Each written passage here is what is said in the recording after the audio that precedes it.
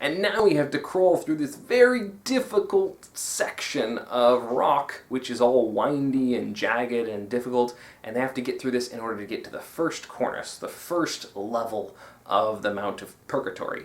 Bum bum bum bum bum, Purgatorio, bum bum bum bum. And this difficult, complex little path that they have to climb through, which is very challenging for Dante, is called the Needle's Eye. It goes back to this reference in the Bible to something that Jesus said about how much more difficult it is for a rich man to get into heaven than it is for a camel to fit through the eye of a needle. And so, which would be impossible. A camel can't fit through the eye of a needle because the eye of a needle is very small and a camel is very big, even a collapsible camel. So it's very, very difficult for the camel to actually get through this eye. And that means that it's even more difficult for somebody who depends upon their wealth, depends upon themselves, their pride in themselves, which is the section we're about to get into heaven. And so they have to let go of the self, they have to let go of pride, which is what we're going to see in this very first cornice. This is the section about pride. And so Dante finally makes it to the first cornice, and as usual in Purgatory, neither Virgil nor Dante know which way to go. They're looking around, trying to figure out how to continue, how to go on, and they have to find somebody to stop for directions. But before they find anybody, there doesn't seem to be anyone around, they see the face of this cliff made of beautiful white marble, and on it are all these carvings.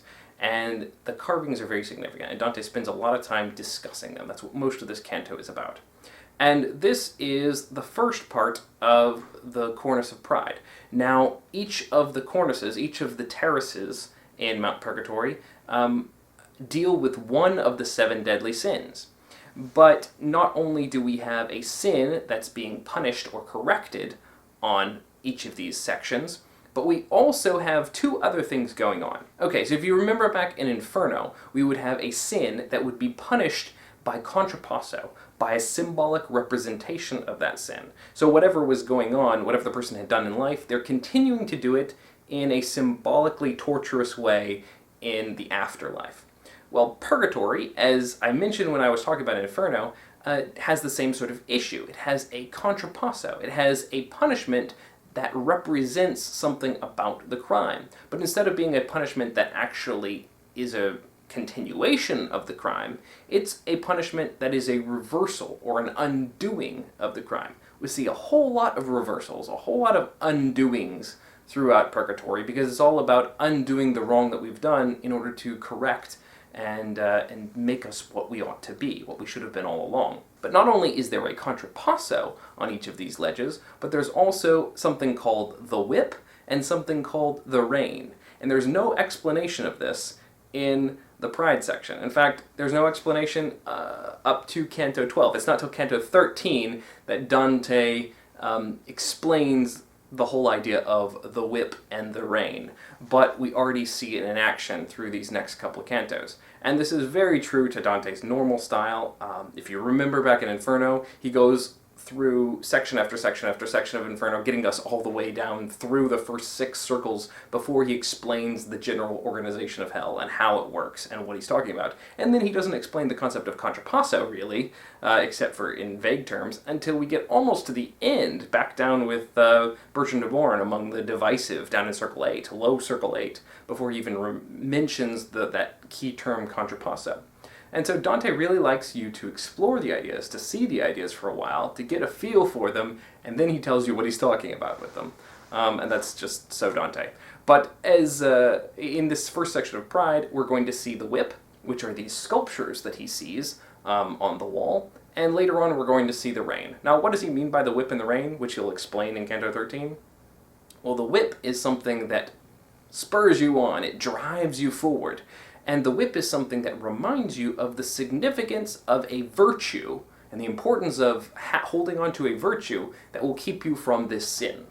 Whereas the rein, on the other hand, is what reins you in. It's what pulls you back. So you're riding a horse, you pull the reins, you rein the horse in. Well, the rein shows you the danger of this particular sin. So at first you see what you should be driving towards, what you should be heading towards, this virtue.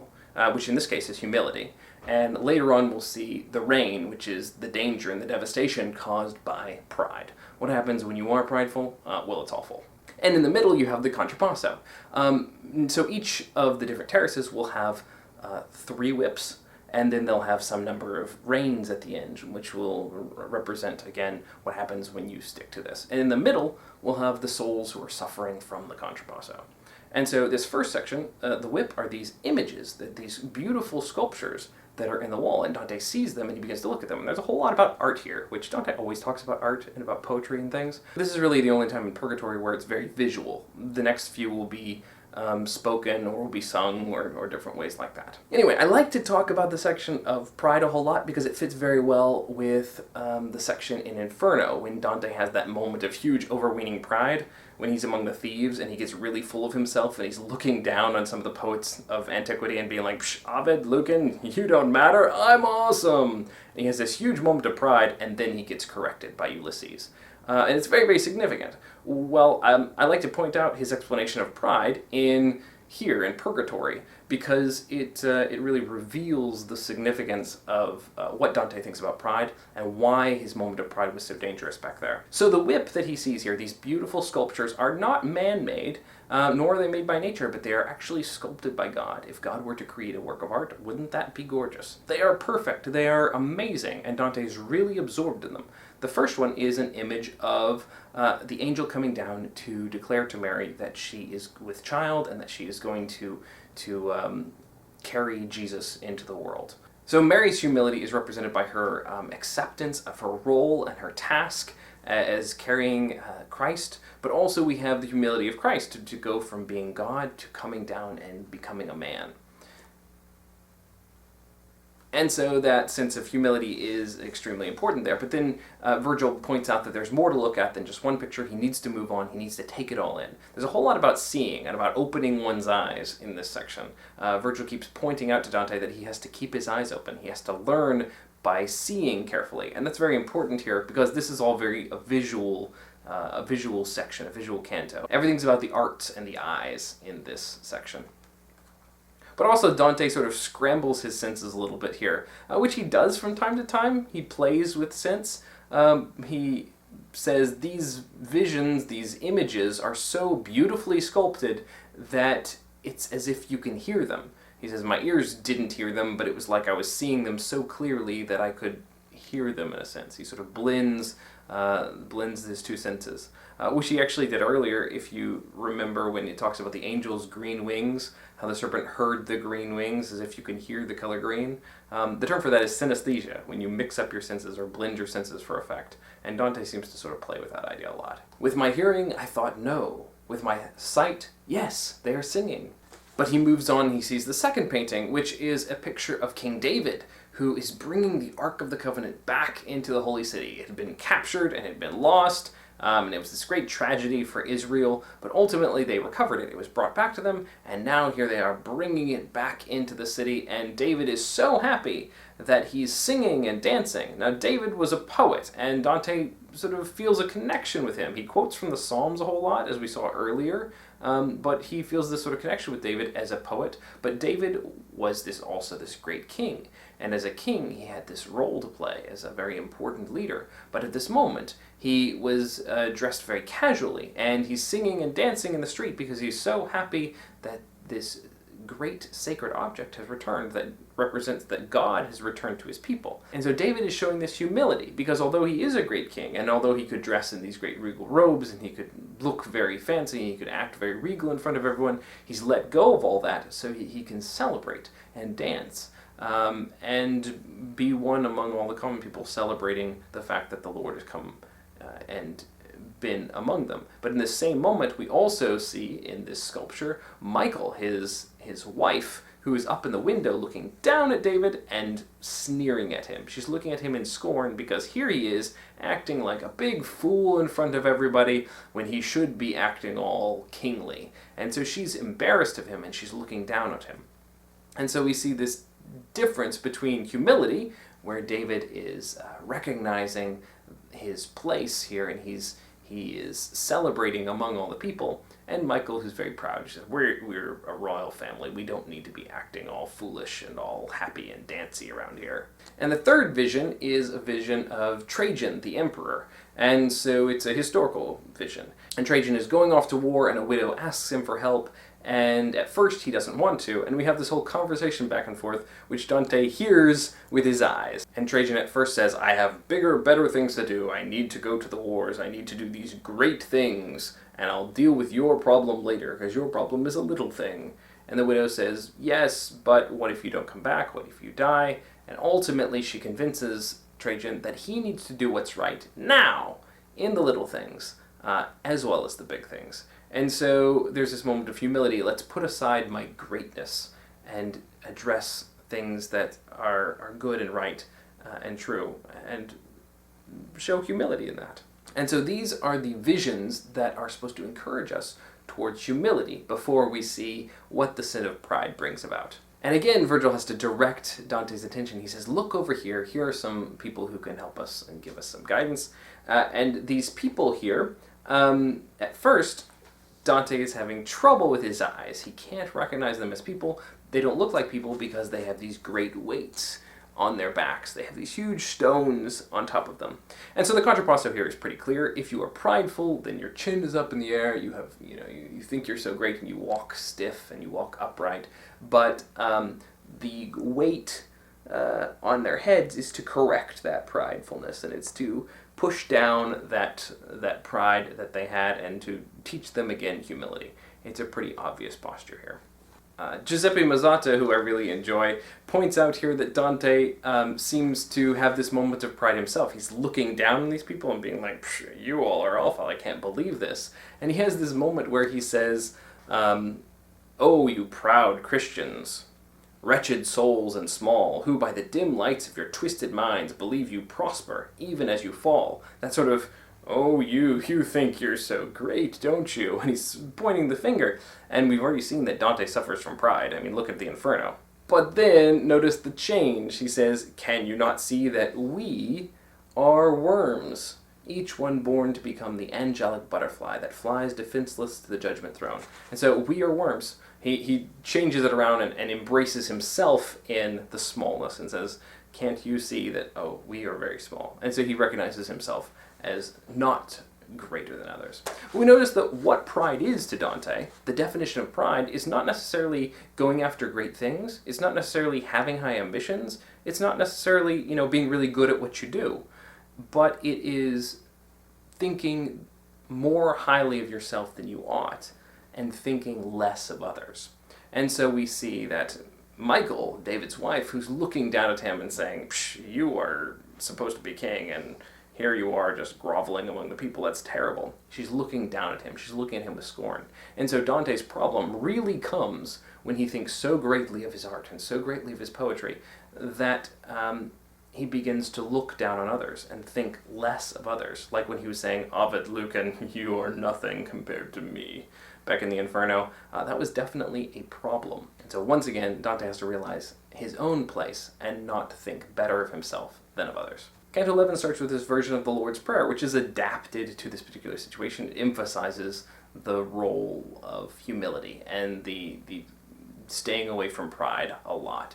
And also recognize that God is great and not just in heaven, but everywhere. These are the prideful souls who are bearing these weights, who are recognizing this. So he talks to several souls, but he can't see them very well because they're squished under their weights, and they have to really crane their necks around in order to see him. And we notice that several of these souls are really artists. He knows a whole lot about artists and people who create art, because it's really easy to get proud of yourself if you make something beautiful and make something great. So Dante's reminding himself here, again, that he needs to be careful not to get too prideful of his own poetry and his own work, which is easy to do. But it is funny. In the midst of this, he starts talking to one of the men there who peeks out from underneath his great weight in his boulder. And his name is Odorizzi.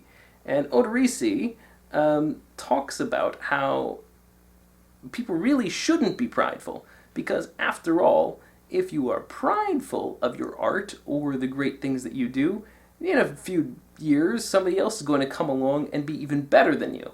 So as soon as you think you're really great, somebody else is going to surpass you. Sort of like setting a world record. You work really hard and you set a world record. Maybe you run faster than anyone else.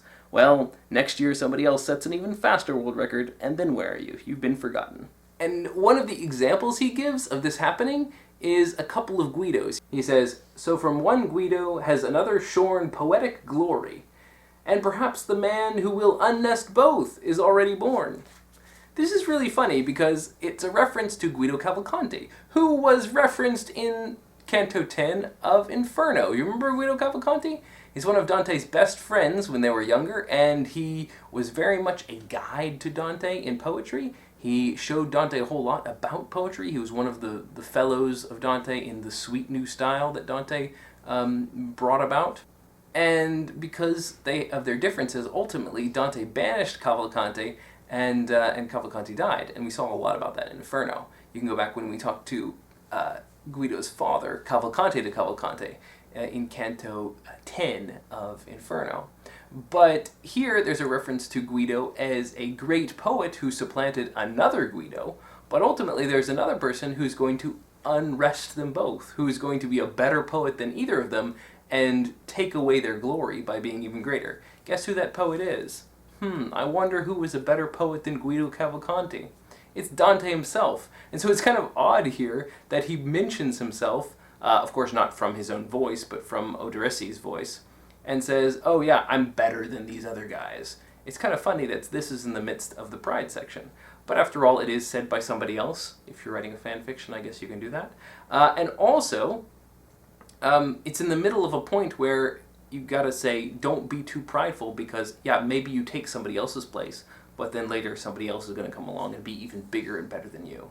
We move on and we come to the reign of Pride, which happens after he sees the Prideful. The Prideful show him the way to go, and so Dante and Virgil continue on, and it's not as bad as it was before.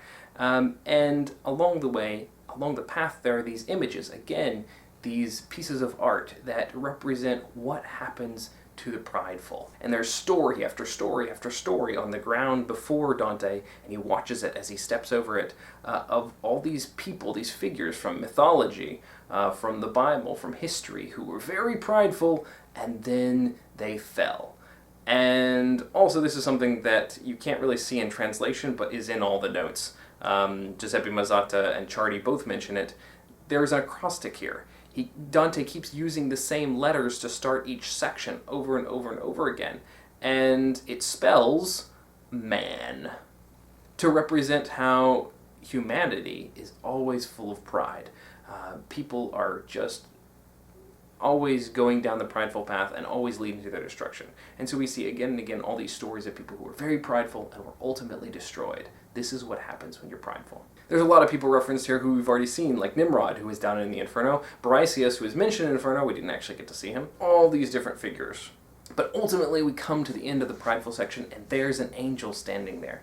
And in each of these sections there's going to be an angel at the end, who Dante must pass by in order to go into the next section. And he points out how much easier the road is ahead, but he also points out how easy it is for men to fall. Just when you think you're doing great, just a puff of wind blows man away, so you must continue on. And then he whacks Dante upside the head with his feathers, and allows him to continue on, or at least he touches him with his wing, but it sounds like he kind of smacks him with it. And then he pushes him forward and lets Dante go on. And Dante suddenly feels like a lot lighter, and he's like, man, I'm climbing great, this is going really well. And Virgil explains to him, it's because when the angel hit you, he took one of those P's off of your forehead. The sin of pride has now been effaced, it's been washed away, and Dante can continue on even lighter. And as he goes on and on, it's just going to get easier and easier as he drops each of these 7 sins, going up the 7 levels. And so he puts his hand to his head and he feels that one of them is gone. Yay! That brings us to the end of Canto 12, and next time we're going to look at the next sin, which is the sin of envy. This is really fun. I'm having a great time. Thank you so much, Harrison, and I can't wait to hear more of what you have to say about it. And anyway, I'll see you next week with Cantos 13 through 18. Bum bum bum bum bum, Purgatorio, bum bum bum bum.